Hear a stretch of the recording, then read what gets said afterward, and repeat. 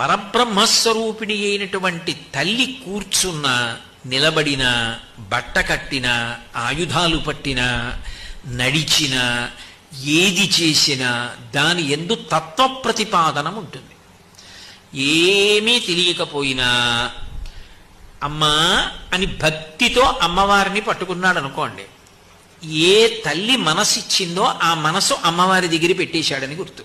అమ్మనే మనసుతో పట్టుకున్నాడు అనుకోండి, ఆ మనసులో వచ్చిన ఆలోచన వలనే కదా పాపాలు చేస్తాడు. నమస్కారం ఇలా ఎందుకు పెడతాం అంటే, అమ్మ ఇందులో ఎన్ని రాకూడని ఆలోచనలు వచ్చాయో, వచ్చినవన్నీ ఈ చేతులతో చేశా, ఈ పాపాలు తీసేయమని అడగడానికి నమస్కారం చేస్తాడు.